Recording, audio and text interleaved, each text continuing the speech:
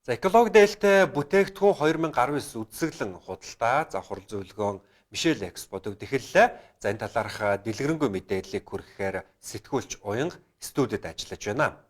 За тэгэхээр экологи дээлтэй бүтээгдэхүүн 2019 үзэсгэлэн өнөөдөр инхүү нээлттэй хийлээ. За үзэсгэлэн Мишель Экспод 12 сарын 1-ний дуустал үргэлжлэх юм. За тэгээд үзэгч та бүхний бас энэ үзэсгэлэн зориочорой гэж уриалъя.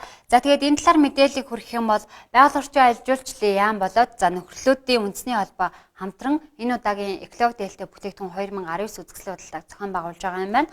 За энэ удаагийн үзэсгэлэнд нийтдээ 21 аймгийн 250 нөхөрлөлийн 390 гаруй хүн оролцож байгаа гэдгээрээ онцлог юм байна. За өнөөдрийн энэхүү экологи дээлтэй бүтээгдэхүүн 2019 гэсэн энэ үзэсгэлэн худалдааны нээлтэнд бол байгаль орчин аялал жуулчлалын дэд сайд Батбаяр ирж оролцож нээлтийн ажиллагааг хийсэн байна. За өнөөдрийн энэхүү экологи дээлтэй бүтээгдэхүүн 2019 гэсэн энэ үзэсгэлэн дээр бас яригдж байгаа нэг гол зүйл нь бол энэ нөхөрлөлүүдийг дэмжих бодлого бол манай улсын зүгээс маш шаардлагатай байгаа гэдгийг хэлж байсан юм. За тэгээд ерөнхийдөө бол бас одоогийн байдлаар байгалийн нөөцийн хамтын менежментийн 1629 нөхөрлөл байдгаас за 41 мянган гишүүнтэй гэсэн мэдээлэл байгаа юм. За тэгэхээр ерөнхийдөө иргэд бас хамтраад байгалийн нөөцийн хамтын нөхөрлөл үүсгэх нь өөрөө маш олон талын өр өгөөчтэй үрдэн сайтай ажил гэдгийг бол байгаль орчин аялал жуулчлалын яамнаас ч тэр за мөн холбогдох бусад салбар яамнуудын зүгээс бас мэдэгдээд байгаа юм. За эдгээр байгалийн нөөцийн хамтын менежментийн 1629 нөхөрлийн 41 мянган гишүүн 8.2 сая га талбайг хариуцан хамгаалдаг байна. Эдгээрийн 80 шахам хувь нь 3.3 сая га ойн сан гэрээгээр эзэмшиж нийтдээ 7000 гаруй өрхийн 23000 гаруй хүн хамрагдаж байгаа юм байна.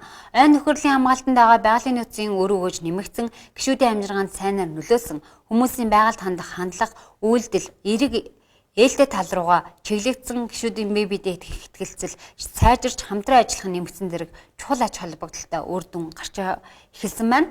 За ингээд үзэгч та бүхэндээ нөхөрлөлүүдийн нэг тод жишээ олох нөхөрлөлүүдийн яриаг та бүхэндээ хүргэж байна. Баяжбатар нөхөрлөл тэгээд лан цагаан эдгээр оролцож байгаа. Уруулаа яваа, чанцалмаа, эрдэнэ цэцэг гээд уруулаа. Тэгээ малаас ямар бүтээгдэхүүн гарна тэрийг ингээд өөрснөө хийгээд ингээд бүх бүтээгдэхүүнээ авчиад үзэсгэлэн худалдаанд оролцож байна. Би өөрөө бол хоёроо аймагтаа 2 удаа орсон, Сумдаа 3 удаа орсон, Хөвсгөл далайн руу 1 удаа орсон би. Тэгээд Хөвсгөл аймагтаа 2 дугаараар эзэж ийсэн. За нөхөрлөл болон ажиллахын давуу тал нь юу вэ? Нөхөрлөл болон давуу талаа ажиллах нь бол манай нөхөрлөл бол ингээд амжилгаагаа дээшлүүлдэг ингээд жоохон долоочсуусаа үүдэн таад ингээд маш нөхөрлөл бүлэг болоод байгуулад тэгээд дундын сандаа мөнгө нээгээд тэгээд нэг ядуу суудаа бас тэгээд энэс тусраа үзүүлдэг.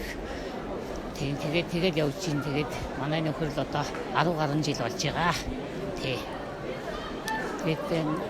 тусдаа тэр дундын сандтай дундынхаа санд мөнгө байдаг. Тэгээд нэг өрхөөс жишээ нь манай өрхөөс нэг хүн ингээл өвчин зовлон тохиолдоод ингээл хот мот аймаг руугаа орох юм бол дундынхаа сангаас тэгэл 100-аас 200 мянган төгрөг гаргаж өгдөг. Ер нь боломжийн байгаа л гэж бодож байгаа юм.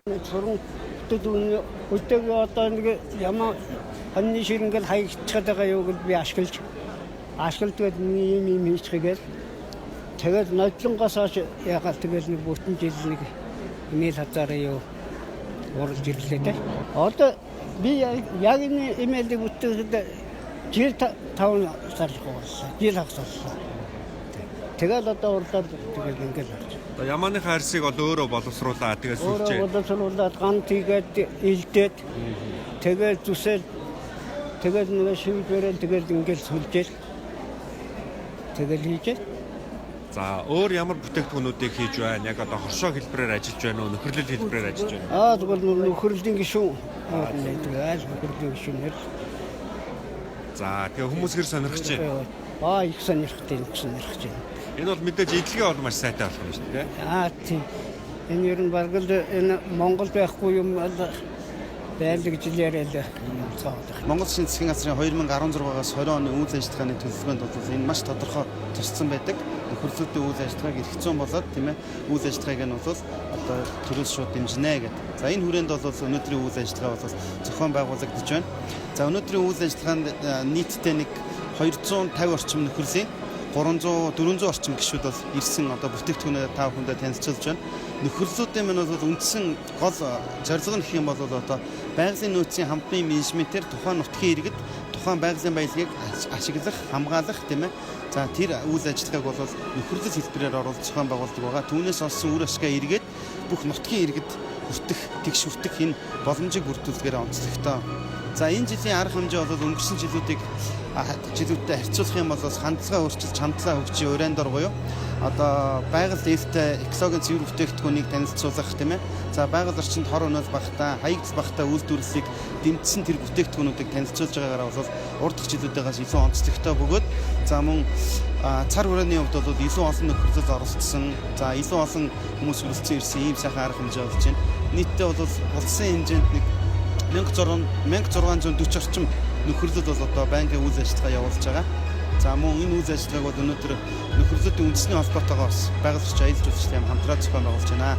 За ийхүү одоо иргэд хоорондоо нөхөрлөл үүсгэж, за ойн санг хамгаалж, гэрээгээр эзэмшиж, хариуцан хамгаалж байгаа энэ иргэдийн энэ эдгээр талбайд бол одоо ойн төмөр 60 хүртэл хувиар буурсан. За мөн хууль бус мод бэлтгэл тэдний эзэмшлийн талбайд ерөнхийдөө бол зогссон гэсэн мэдээлэл байгаа юм. За энэ мэтчлэнгээр бас иргэд хоорондоо нөхөрлөл үүсгээд ойгоо хамгаалах, за цаашдаа ингээд нөхөрлөл үүсгээд мөн эколог дээлтэй бүтээгдэхүүн үйлдвэрлэх гэх мэтчлэнгээр ингээд хамтран ажиллах нь өөрөө маш олон эерэг үр дагавруудыг авчирж байгаа. Зөвхөн нутаг орондоо төдийгүй нийгэм, улс орны эдийн засаг, нийгэм эдийн засаг, за байгаль хамгаалах гэд олон үйл ажиллагаанд бол хувь нэмрээ оруулж байгаа гэдгийг бол байгаль орчин аялал жуулчлалын яамнаас ч тэр за холбогдох албаны хүмүүс ч гэсэн бас сайшаалтаа магтан хэлж байгаа юм а. Ингээд үзэгч та бүхэнд эколог дээлтэй бүтээгдэхүүн 2019 гэсэн үзэсгэлэнгийн талаар мэдээллийг хүргэлээ.